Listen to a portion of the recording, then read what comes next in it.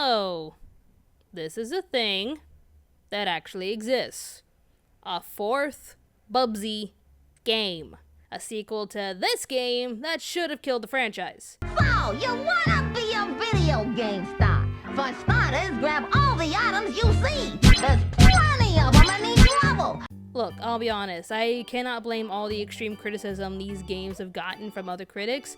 The first two games had poor camera work, bad controls, and why is Bubsy going way too fast? Slow down, buddy. Why does this whole level feel like it's on ice? That and the third game is, well, a joke. But from my experience with just the first game, I happen to have a bit of a nostalgic love for it, mainly because it was one of the games I would play a lot with my mom. Hell, this was actually my mom's favorite game next to Mario Party. Like I said, I understand the hate and criticism, but I am one of the rare few that has a soft spot for this game. Cannot say the same for the other two, but I was still surprised to see this game come to existence, as much as everyone else was.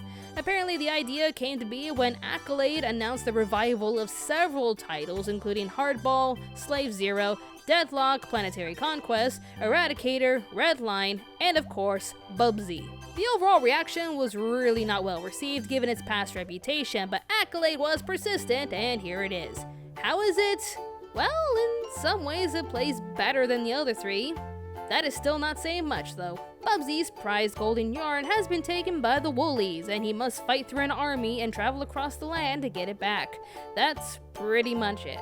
I'll start with the positives and say there's a lot of good changes to this game. There's no camera issues, you can control Bubsy a lot better, they got rid of the unnecessary dash that he's famous for, and now you can use pounce to attack your targets. The voice for Bubsy is not as annoying, and while the puns are still there sometimes, the majority of his dialogue is just him reacting to everything he does. Pilot license?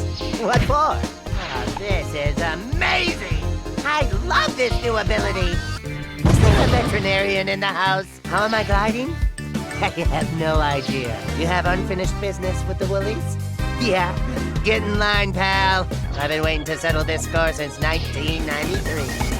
Also, I have to say, for a random revival, the graphics look nice. Not the best, but compared to its god-awful past, I just assumed there wasn't going to be that much of an effort put into this. However, everything looks nice.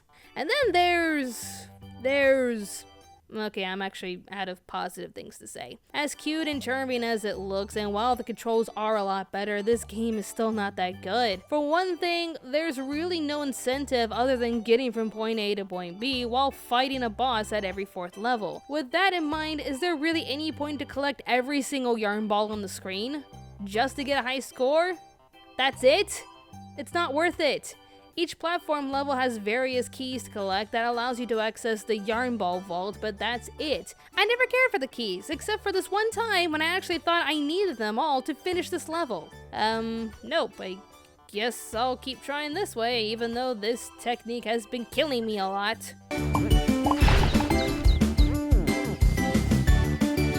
Okay, what did I do differently?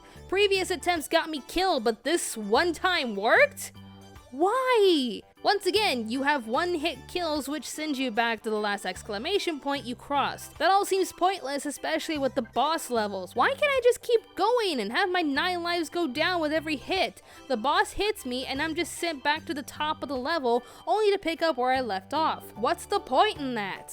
Speaking of the bosses, they're really easy. As crappy as they were in the first game, it was a bit more of a challenge to beat them. Here's footage of me beating the final boss, which to me was the easiest boss in the whole game. Okay, they're gonna fly around, so let's just wait here. They're still gonna fly there, so I'll just keep waiting here. Still waiting. Okay, I'll move over here. And boop! There we go. Oh, you're gonna throw more woolies at me? No problem. Jump over the lasers. Stand over here. Just keep jumping, and then voila, easy peasy. By the way, this is also the 3rd boss, as in the 3rd and final boss. I was able to beat this game in less than 2 hours because there's basically only 3 levels. And how much did you want us to pay for this game? Oh, believe me, I only got this game when it was super discounted. And apparently Bubsy will be back. Who knows if I will be too. While I have a soft spot for this franchise and acknowledge that there are some good changes in the installment, it's still not a good game. It's way too short, you find yourself rushing through the levels because there is nothing else holding your attention. I mean seriously, a high score by collecting yarn balls is not good enough. And the bosses are basically wet dreams of editors complaining that Cuphead is too hard. Here you go, Cuphead complainers. You can have Bubsy. Aren't you just happy? If you're not curious about this game, wait till it's super discounted and you'll be treated to better controls and nice visuals. Other than that, there's nothing much else to say about this game. Are we surprised? Nope, not at all. Pop Spectrum gives Bubsy The Woolies Strike Back 1.5 pops out of 5. The creators make some positive changes, but not a good game. This has been Robyn from Pop Spectrum. Thanks for watching. Hey guys, as we've been reviewing a few games on Steam, we'd like to know which games you would like us to review next. Leave us a comment down below with your suggestions. We'll do our best to review them if we can afford them, but if you wish to gift us the game of your choice, we'll make a review in your honor as quickly as possible. Thanks everyone for your awesome support as we continue to keep this channel alive and well. Be sure to like, share, and comment on this video, as well as subscribe to Pop Spectrum. Thanks for watching!